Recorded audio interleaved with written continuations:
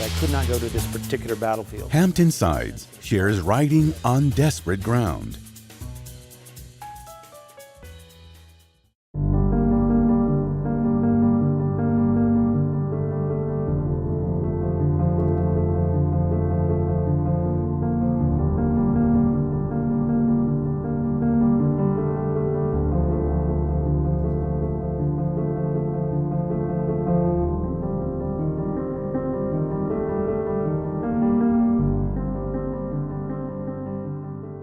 What was your inspiration for writing on desperate ground? Why did you really want to delve into this story?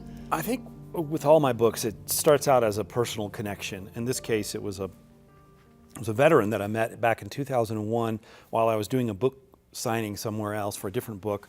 And this gentleman came up to me and he put a card on the table in front of me that said The Chosen Few. And he told me, you should write about the reservoir. And I noticed that one of his hands was missing a digit, was missing a finger. That's because he had suffered from frostbite from this terrible cold of this battle that took place in North Korea. I'd never heard of the reservoir. I'd never heard of, really, frankly, most of the Korean War. Like most people, I think it was just given a few days in, survey history class. But no, I knew nothing about Korea. And I started looking into this battle and began to realize that it was one of the truly great battles. And I say great as in magnificent and also terrible and just severe and incredible individual acts of heroism and survival. It is the most decorated battle in American history, and it is, again, because it's part of the Korean War, it's a battle that is not very well known.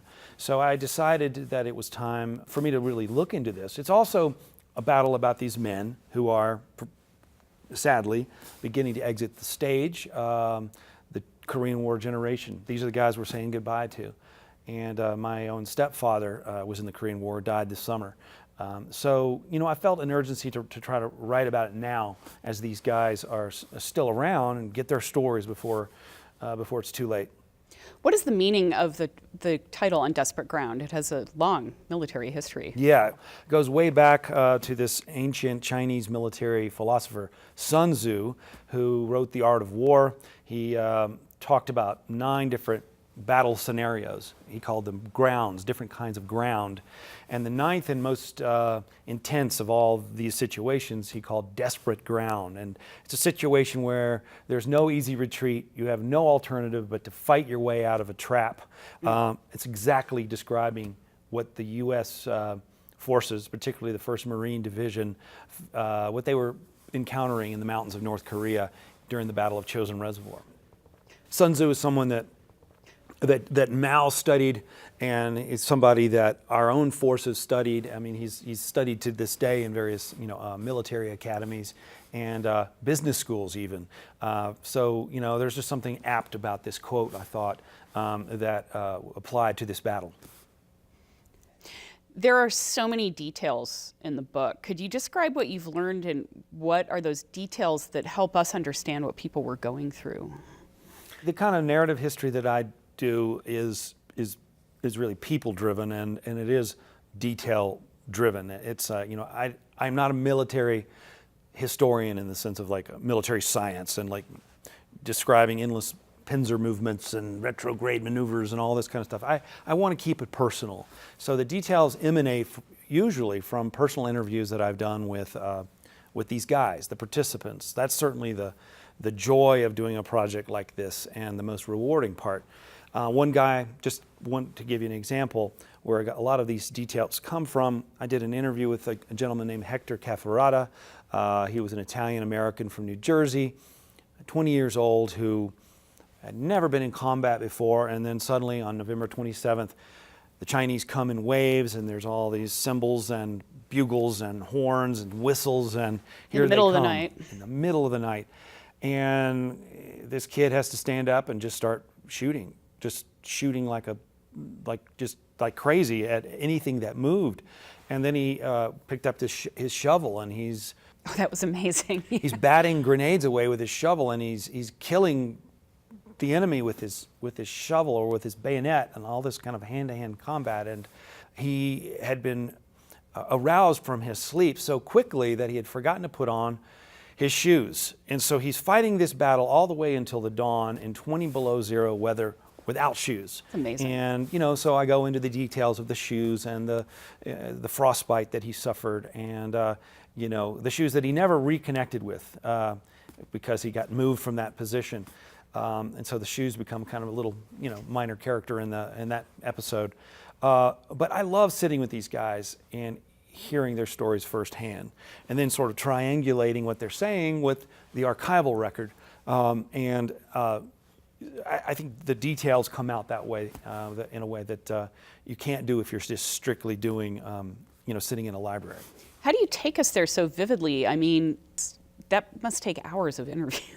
It was made more difficult by the fact that I could not go to this battlefield, which drove me crazy. I mean, I tried. I could have gone to Pyongyang, but I could not go to this particular battlefield because it's in a very sensitive part of North Korea. Maybe I could have gone, but I wouldn't have come home. So I didn't want to do 12 years of hard labor. So I didn't go. But there's lots of photographs. There's even a surprising amount of moving footage, and there's contour maps, topographical maps, Google Earth. I went to the same mountain range that extends down into South Korea. So you can piece it together. And there's lots of oral history. There are other books that you can rely on.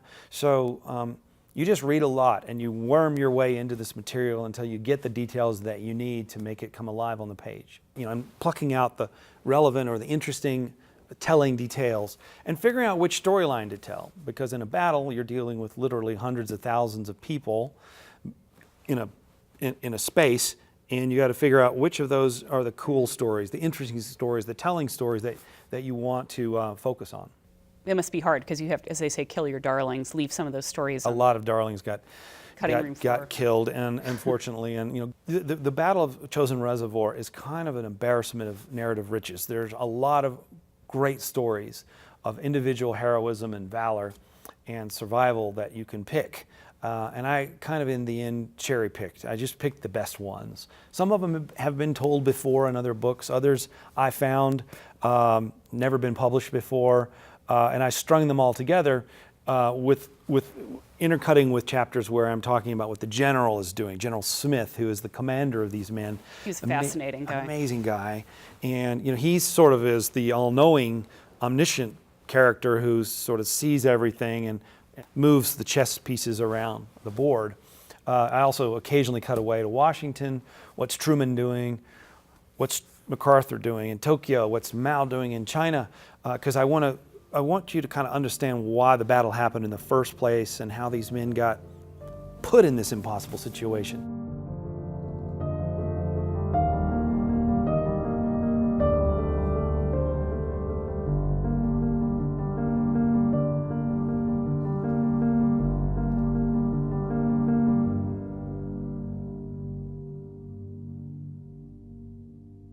That's one of the great tragedies, that it's like so many people suffered so much, and this didn't have to happen. Yeah, these two armies were kind of on a tragic collision course that was set in motion by, number one, an absence of diplomacy. We did not have a relationship with China.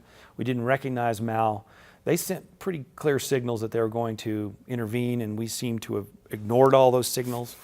In the old days, when it got this cold, the old armies kind of had a gentleman's agreement. Like, they would lay down their arms and say, we'll see you in the spring. Well, that was not the case here. They kept, now with the benefit of hindsight, we can view this in slow motion as this kind of freight train collision. It's about to happen, and it just didn't need to happen. And this was one of the very, very worst settings for a battle, on the shores of a frozen lake in these mountains. One way in, one way out, perfect ambush country.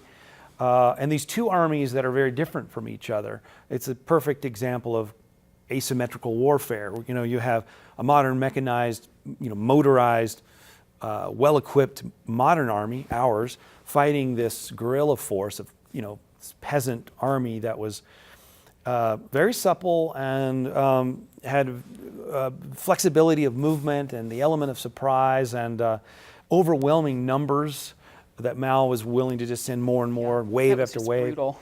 Yeah, and so perfect example of asymmetrical warfare that you would see later in Vietnam and elsewhere, and they were able to inflict enormous damage on us, and we were in the end able to inflict enormous damage on them, and it shouldn't have happened in the first place.